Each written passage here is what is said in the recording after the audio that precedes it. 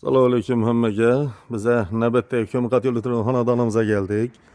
Bu xonadonimiz Yangiariq Chiqirchidayken Yakka Gujum ko'chasi 12-uyga geldik.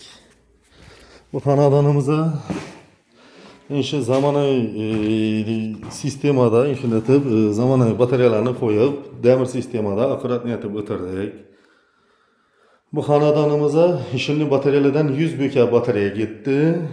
30 milyon 500 ming so'm pul chiqdi. Hem mucizelerimizden oldu.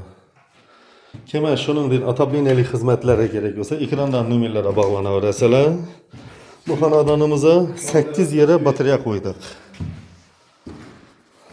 İnşaatı bina 8 yere batareya qo'ydik.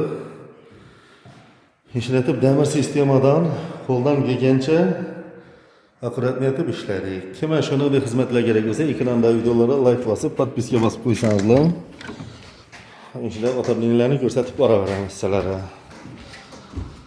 Ishlar meni yo'laklar ham yaqin bir şey bermidi o'rnatib. Ishlar meni her bir sene Amerikankalik kramniklarni qo'yib,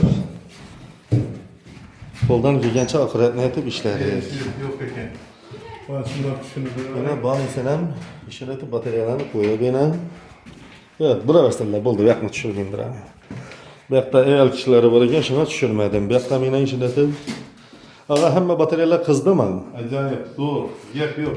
Enişi atabliniga ağa bir yılcha garantiya ne o kemisi olsa bemalol müracaat edeveresiz ağa. Rahmet. Zor. Balalaram gap yok. Acayip oldu. Endi kızdı. endi sizlere o'zlarimiz ishlab chiqarib turgan teplo shavat kotyolini ko'rsatib o'tsam. Kimga shuningdek kotyollar xizmatlari, atablinalik xizmatlari kerak bo'lsa, ekrandan nomerlarga bog'lanaverasizlar. Ishlatib yana kotyolimiz ham 300 kvadratdan 450 kvadratgacha qistiradi, xudo xolasa. Kotyolimiz teplo shavat 91dan 425 83 87 telefon nomerlarim. Yine gradus hazır 50-55 gradusda durdu.